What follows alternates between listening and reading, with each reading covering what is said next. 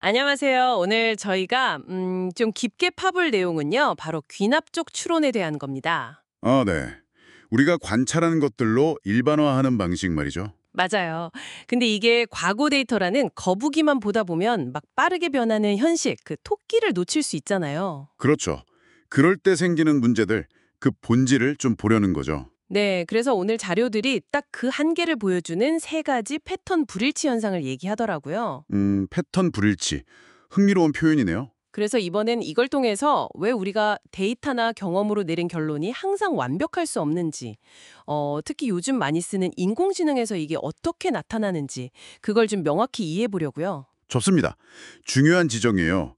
귀납적 추론이 되게 유용하긴 한데, 뭐랄까, 근본적으로 완벽할 수는 없으니까요. 그렇죠. 자료에서 첫 번째로 나오는 게 그 내부 패턴 불일치인데요. 인사이드 패턴 디스크리펀시. 내부 패턴 불일치요. 아, 이건 혹시 우리가 가진 데이터 안에서의 문제? 그런 건가요? 네, 맞아요. 근데 그거예요. 그 유명한 검은 백조, 블랙스완 사례 있잖아요. 아, 네네. 유럽 사람들은 백조는 당연히 다 하얗다고 생각했는데, 그렇죠. 수백 년 동안 하얀 백조만 봤으니까요.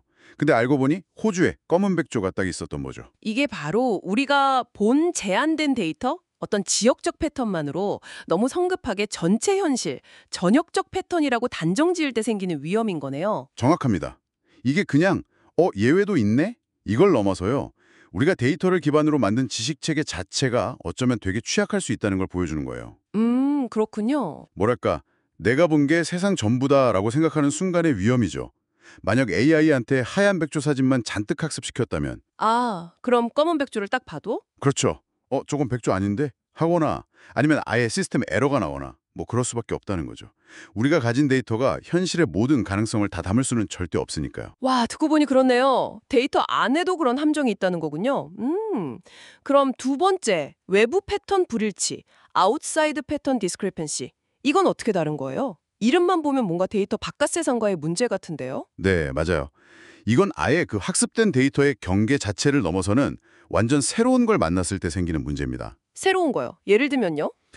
가령 AI가 강아지 사진이랑 꽃 사진만 잔뜩 보고 배웠다고 쳐요. 네, 강아지랑 꽃만 아는 AI. 근데 그런 AI한테 처음으로 고양이 사진을 딱 보여주면 어떨까요? 고양이요? 모르겠다고 하려나요? 그럴 수도 있지만 더 문제는 자기가 아는 범주 안에서만 어떻게든 이해하려고 한다는 거예요. 그래서 고양이를 보고 이거 좀 이상하게 생긴 강아지인데? 뭐 이렇게요. 헉, 고양이를 강아지로요? 그렇게 왜곡해서 인식한다고요? 네, 중요한 건 AI가 나는 고양이라는 걸 배운 적이 없어. 이걸 모른다는 거죠. 자신의 인식 한계를 전혀 모른 채로 틀린 판단인데도 엄청나게 확신할 수 있다는 거예요. 와, 자기가 뭘 모르는지도 모르면서 확신에 차서 틀린 답을 내놓는다니 이건 진짜 그냥 데이터가 좀 부족하다 이런 차원을 넘어서는 문제인데요. 그렇죠. 심각할 수 있죠. AI가 내놓는 판단을 우리가 고지고대로 믿기가 어려워지는 지점이죠. 네. 결국엔 그 학습된 지식의 유한함, 그거랑 현실 세계의 거의 무한한 다양성 사이에서 어쩔 수 없이 생기는 간극이에요. 시스템은 자기가 아는 패턴의 틀을 벗어나는 정보를 만나면 어떻게든 그 정보를 기존 틀에 막 우겨 넣으려다 보니까 왜곡이 생기는 거고요. 그렇군요. 정말 조심해야 할 부분이네요. 그럼 마지막 세 번째, 패턴 간 불일치, 인터패턴 디스크레펀시. 이건 또 느낌이 다른데요. 이건 시스템 자체의 문제라기보다는 혹시 사람들 사이의 문제인가요? 네, 맞습니다. 바로 그 지점이에요. 이 귀납적 추론의 한계, 그리고 그 결과가 가진 불확실성을 아는 사람하고요. 그걸 전혀 모르고 그냥 데이터나 AI 분석 결과를 막 맹신하는 사람, 이 둘 사이에 소통이 안 되는 문제죠. 아, 소통의 단절. 예를 들면 어떤 상황일까요? 뭐 회사에서요. 어떤 팀원이 AI 예측 결과가 좀 이상한데요. 오류 가능성이 있으니 다시 검토해보죠. 이렇게 제안을 해요. 네, 합리적인 제안 같은데요. 근데 책임자가 무슨 소리야. 데이터가 그렇다는데 AI가 분석한 결과인데 이러면서 그냥 묵살해버리는 거죠. 아, 답답한 상황이네요. 이게 그냥 의견 차이가 아니라 인식을 하는 방식 자체가 다른 거예요. 그래서 생산적인 논의가 아예 막혀버릴 수 있다는 거죠. 한쪽은 이거 틀릴 수도 있다는 걸 아는데 다른 쪽은 이건 무조건 맞다고 믿어버리니까요. 와, 정말 그럴 수 있겠네요.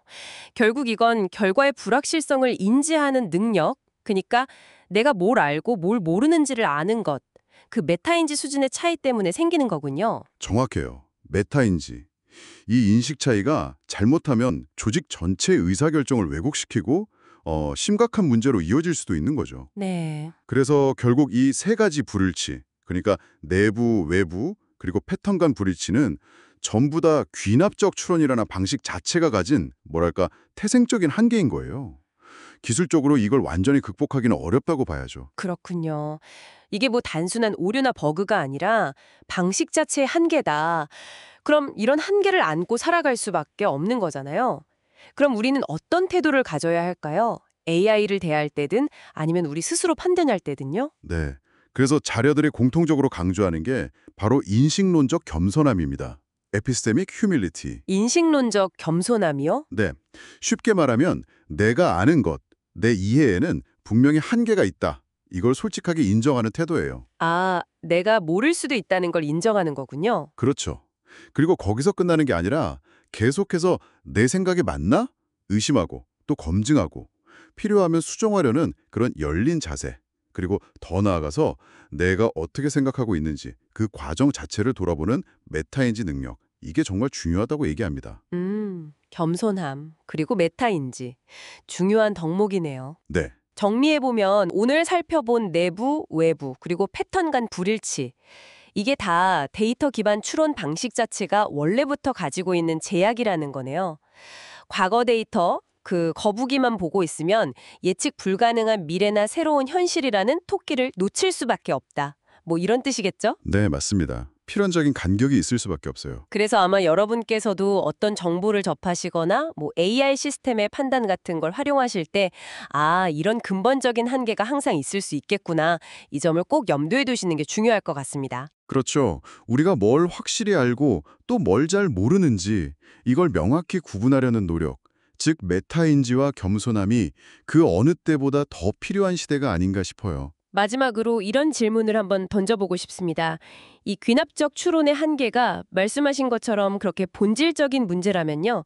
앞으로 점점 더 중요해지는 결정들을 AI에게 맡기게 될 텐데 우리는 이 피할 수 없는 불확실성을 과연 어떻게 관리해야 할까요? 특히 조직 차원에서 이런 한계를 제대로 좀 인식하고 더 현실적인 의사결정을 내리려면 어떤 구체적인 노력이 필요할지 한번 같이 고민해 보시면 좋겠습니다.